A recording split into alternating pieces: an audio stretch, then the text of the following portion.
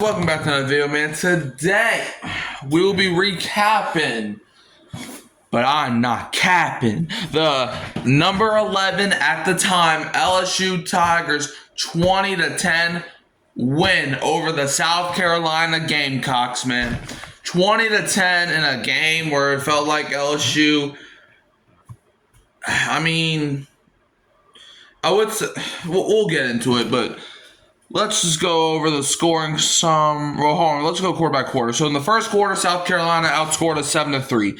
But the second quarter, we outscored them 7-0. Third quarter, we outscored them 7-3. Fourth quarter, we outscored them 3-0 to win 20-10. Now the scoring summary. So with 11:53 left in the first quarter, Damian Ramos hit a 28-yard field goal to go up 3-0, which was only set up because Lenore Sellers fumbled the ball on their first play of the entire game because he went under center and he dropped the ball.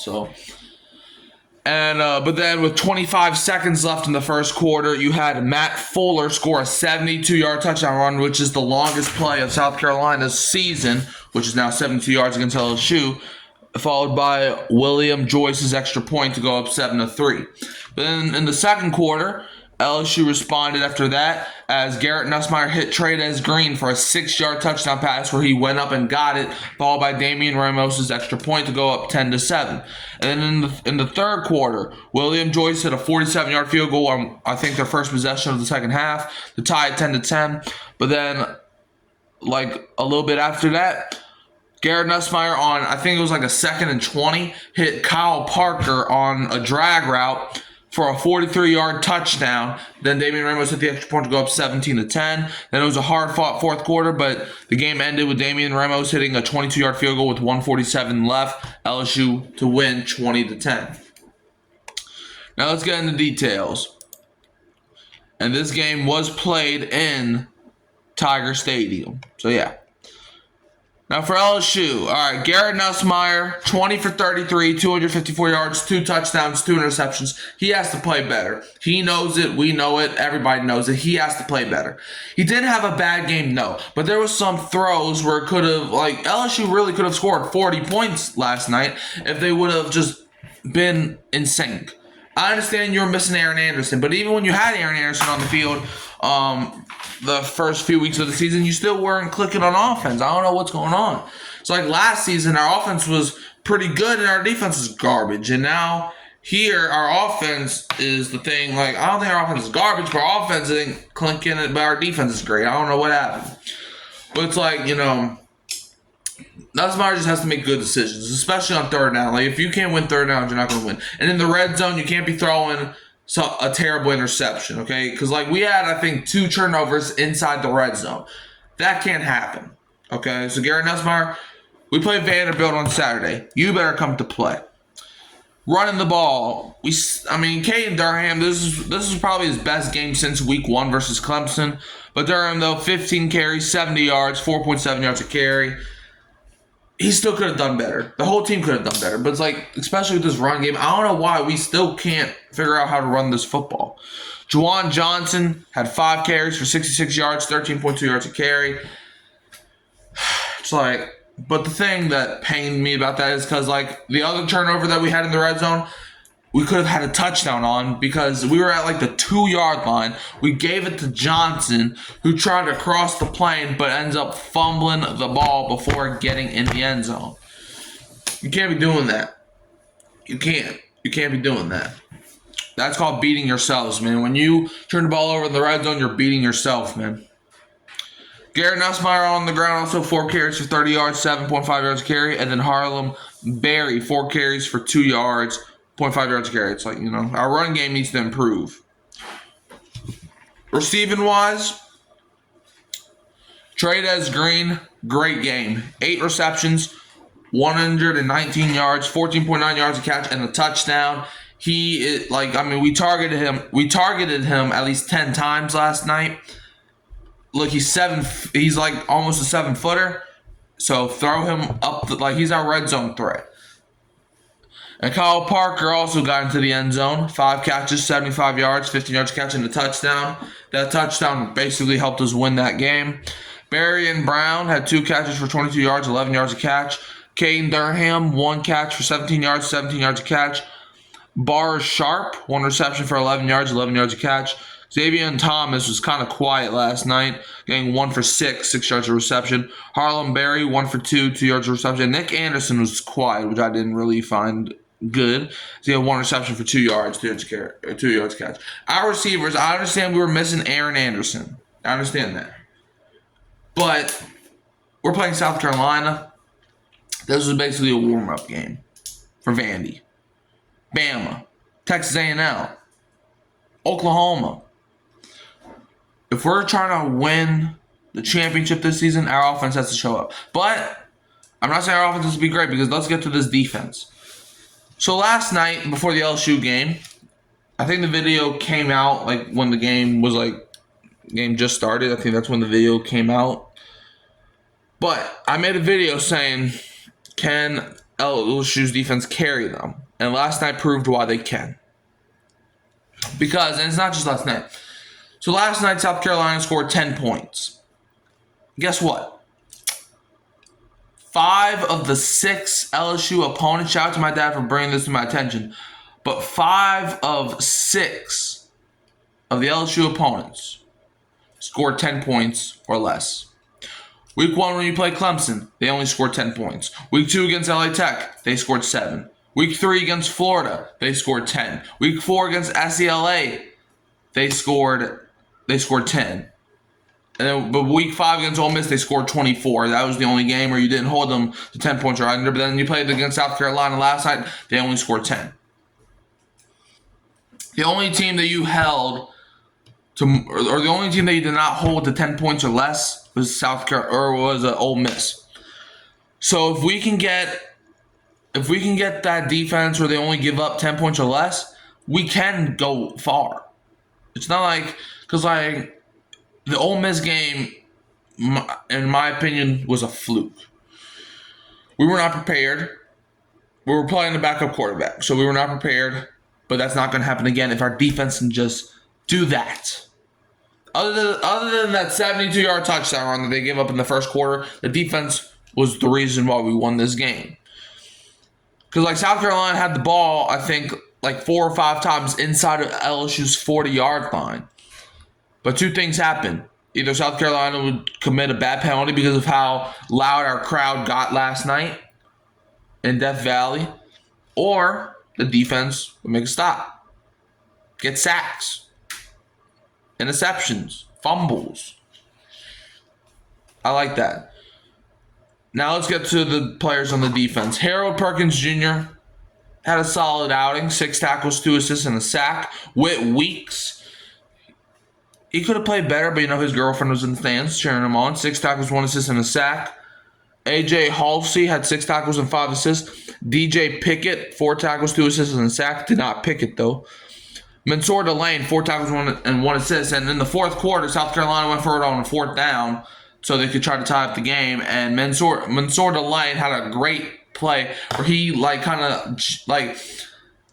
basically, he was guarding the receiver, obviously. And then it's like Sellers threw the ball, and Delane, jumped towards the ball and batted it down. That, I think, probably sealed this win for us.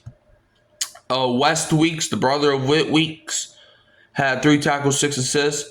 Tamarcus Cooley, 3 tackles, 2 assists, and 1 interception. Also had a bad, I think it was a holding call. He had a bad holding call, but other than that, he had a pretty good game. Bernard Gooden, 2 tackles, 3 assists, and a sack. Jack Pyburn, 2 tackles, 4 assists, and half a sack.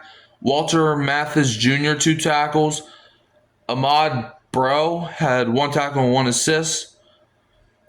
Dominique McKinley, 1 tackle, 1 assist. Deshaun McBride had 1 tackle. Princeton Mabroon, 1 tackle. PJ Woodland had 1 tackle. Patrick Payton had 3 assists and half a sack. Dejon Keys, 3 assists. Chris Hilton Jr. had 1 assist. Jacobian Golroy II had 1 assist. Xavier Tavanio, 1 assist. And Charles Ross II, 1 assist. So our defense played pretty well. This is the 5th time out of 6 games where they held a team to 10 points or less. And we are undefeated when we hold teams to 10 points or less. So when I said in my video last night, I'm not saying I don't want the offense to do good, but what I said in my video last night is I think our defense can carry us. And that's exactly why, because this was the definition of the defense carrying your team to winning. I understand it's South Carolina, but when you're doing this against SEC competition, you can go far. LSU special teams unit, not a bad day. Xavier Thomas had 1 kick return for 22 yards. 22 yards on that return. But punt returns, though, Xavier Thomas had 1 return for -8 yards, -8 yards a return, and because this man fielded the ball and started running backwards. That, bro, can't be doing that. Kicking the ball, Damian Ramos was 2 for 2, 100%. His longest was only a 28-yarder, and scored 8 points. And then punting, you had Grant Chadwick get 4 punts for 220 yards, 55 yards a punt. Beautiful day by LSU. South Carolina, Lenore Sellers was 15 for 27, 124 yards, 1 interception, and also had a brutal fumble to start the game, which LSU should have scored a touchdown on, but they chose not to because Nussmeier threw the ball to Trey Green, but threw it behind him, so we had to kick the field goal instead. Running the ball, Matthew Fuller, who had that 72-yard touchdown. Other than that, had a pretty quiet day, only running the ball 7 times for 83 yards. So if you take 72 yards out of the 83, he only got 11. So he got 11 yards outside of his touchdown. But, overall, he had 7 carries for 83 yards, 11.9 yards a carry, and a touchdown. Rashal Falson, 13 carries for 68 yards, 5.2 yards a carry. Lenore Sellers is doing whatever he wanted to, though. That's the bad thing. We need to stop running QB. He had 22 carries for 19 yards, 0.9 yards a carry. We got to stop that jump. He was stiff-arming guys, breaking tackles. We got to tackle him. Jared Brown, 1 tackle for 12 yards a carry. Brian Rowe Jr. had 1 carry for 9 yards, 9 yards carry, and Oscar Attaway III had 1 carry for 2 yards, 2 yards carry. So their running game wasn't really that special other than that touchdown. So, yeah, both of our running games were kind of lackluster. Receiving-wise for South Carolina, they didn't do anything. Nick Harbor was their leading guy with only 2 receptions for 36 yards and 18 yards a catch. Brady Hunt, 4 for 25, 6.2 yards a catch. Rashul Falson, 3 for 20, 6.7 yards a catch. Vandrevius Jacobs had 2 for 18, 9 a catch. Brian Rowe Jr., 2 catches, 16 yards, 8 yards a catch. Matthew Fuller, 1 catch for 5 yards, 5 yards a catch. And then Jordan Dingle, 1 catch, 4 yards, 4 yards a catch. Dingle. Okay. So, look, our defense had them on clamps. Now, let's see what the South Carolina defense did against LSU. DQ Smith, 3 tackles, 5 assists, and 1 interception. Dylan Stewart was in the backfield almost every single play, though. We got to work on our offensive line play. Dylan Stewart had 3 tackles for 2 assists. Peyton Williams, 3 tackles, 1 assist, and also had an interception. Jalen Kilgore, 3 tackles, 1 assist. Judge Collier had 3 tackles. Fred Johnson, 2 tackles, 1 assist. Monkel Goodwine, 2 tackles, 1 assist. David Boosie had 2 tackles, 1 assist. Jaron Willis had 2 tackles, 1 assist. Sean Murphy had 2 tackles. Nick Barrett, who went out due to injury, had 2 tackles. Prayers up to him. Justin Okonkwo, 1 tackle, 4 assists. Vakari Swan, 1 tackle, 2 assists. Desmond Umezulu had 1 tackle and 1 assist. Brian Thomas Jr., 1 tackle, 1 assist. How much Brian Thomas Jr. are there? Troy Pikes had 1 tackle, 1 assist. Brandon Sissy, 1 tackle. You had Gerald Kilgore get 1 tackle. Arik Rice, 1 assist. Andrew Colasardo, 1 assist. Gabriel Brownlow Dindy, 1 assist. And Colin Bryant, 1 assist. Their defense wasn't, their defense did solid, but, LSU beat themselves with that fumble at the goal line. The interception in the red zone. A missed touchdown pass to Nick Anderson down the field. It's LSU really had control of this game, but they just need to put it away earlier. That's the problem I have with LSU. And this was the same thing in the Clemson game in week 1. LSU had 1,000 opportunities to blow that game wide open, but it was close for no reason. Now, South Carolina special teams. Let's see. Nick Harbor had 2 kick returns for 43 yards, 21.5 yards a return. Punt returns. Bakari Swan, 3 for 20, 6.7 yards return. William Joyce was 1 for 2 in kicking field goals, 50%. Longest was 47-yarder and scored 4 points. And the field goal he missed, I don't know what he was doing. As soon as that ball left his foot, this is the goal. This is the goalpost. This is the football. It went like it flew away from the goalpost. And punting the ball, Mason Love, 4 punts, 167 yards, 41.8 yards a punt. Now, before we get out of here, let's look at the team stats. So LSU had 420 yards of total offense, 254 passing, 166 rushing, 6.7 yards per play, 22 first downs, 4 for 11 on third downs, ran 63 total plays, had 4 punts, 5 penalties for 54 yards, 1 fumble loss, 2 interceptions thrown, and had the ball for 28 minutes and 15 seconds.